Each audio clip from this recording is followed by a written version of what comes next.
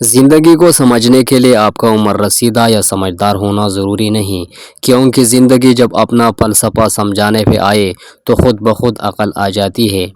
تعلق بھی رزق کی طرح ہوتا ہے، بدنیتی آ جائے تو برکت ختم ہو جاتی ہے۔ بیوی کی آنکھ میں کبھی آنسو نہ آنے دیں، کیونکہ بیوی روتی ہے تو شوہر کی جیب سے برکت اڑ جاتی ہے۔ ایک ایک آنسو مہنگا پڑتا ہے اور پھر شوہر بھی رونے والا ہو جاتا ہے۔ غلط کو غلط کھل کر کہیں، کیونکہ تاریخ ٹکرانے والوں کی لکھی جاتی ہے، تلوے چاٹنے والوں کی نہیں۔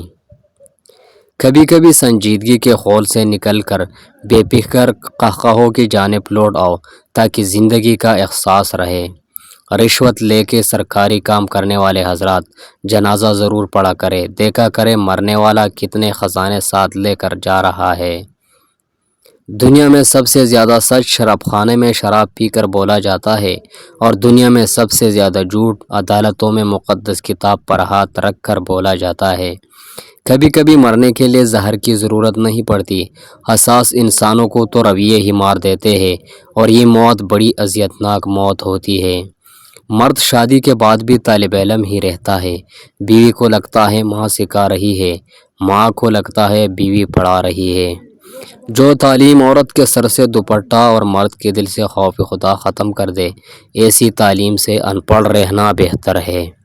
مخلص شخص ہر بار خاموشی اختیار کر لیتا ہے، اس لیے نہیں کہ وہ بزدل ہوتا ہے، بلکہ اس لیے کہ اسے اس کا ضمیر اجازت نہیں دیتا کہ وہ اپنوں کو انہی کے زبان میں بات کرے۔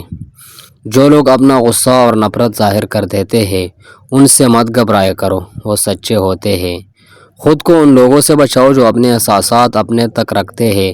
اکثر ایسے لوگ ہی ہمیں نقصان پہنچا رہے ہوتے ہیں اور ہمیں پتہ ہی نہیں ہوتا۔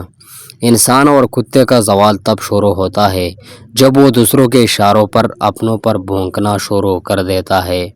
نعمتوں میں سب سے بڑی نعمت ذہنی سکون ہے۔ ان لوگوں سے ہمیشہ دور رہے جو آپ کے ذہنی سکون کو تباہ کرتے ہیں۔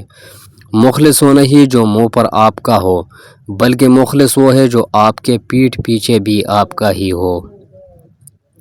سامنے والے کی طرف سے اگر بہت دیر کوئی رابطہ نہ ہو تو دستک دے کے پوچھ لیجئے، اگر وہ زندہ ہے تو یقیناً آپ وہاں مر چکے ہیں۔ کسی کا کردار تمہاری ذمہ داری نہیں، کسی کی ذات تمہارا ٹیکہ نہیں، جو تم ہو وہ بس تم خود ہی ہو۔ اپنے آپ پر زیادہ توجہ دو۔ لوگوں کے بارے میں زیادہ وہی سوچتے ہیں جن کی اپنی کوئی ذاتی زندگی نہیں ہوتی۔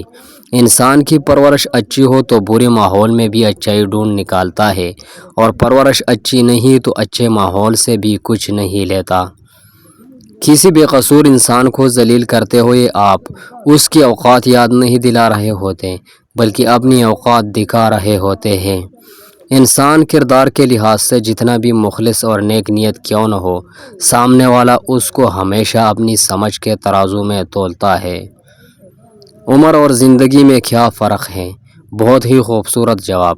جو اپنوں کے بنا گزرے وہ عمر، اور جو اپنوں کے ساتھ گزرے وہ زندگی۔ انسان دنیا میں کسی کام سے اتنا نہیں تکتا جتنا رویوں اور احساس کی شدت سے تک جاتا ہے۔ اچھے لوگوں کی سنگت میں رہا کرو، سونار کا کچرا بھی بادام سے مہنگا ہوتا ہے۔ بے عزتی کا صرف ایک ہی جواب دو، فاصلہ۔ نہ رد عمل دو، نہ باز کرو، نہ کسی ڈرامے میں الجھو، بس خاموشی سے اپنی موجودگی ختم کر دو۔ تمام رشتوں میں سب سے کمزور رشتہ ہماری روح کا ہے، نہ جانے کب ٹوٹ جائے، توبہ کرنے میں دیر مت کیجیے۔ کبھی وقت ملے تو اپنے والدین کے چہروں کی طرف دیکھنا، آپ کو پتہ چلے گا کہ آپ کا مستقبل بناتے بناتے وہ خود کتنا ٹوٹ چکے ہیں۔ صاحب کبھی بھی زندگی میں کسی کو اتنی ہی تکلیف دینا جتنی تکلیف بعد میں خود بھی برداشت کر سکو۔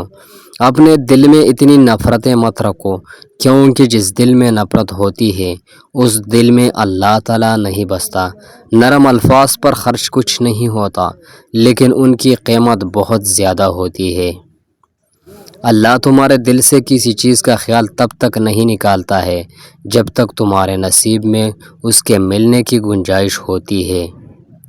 نیم گرم دودھ میں انڈے کی زردی ڈال کر پی جائے، چہرے کی ساری جریاں غائب ہو جائے گی۔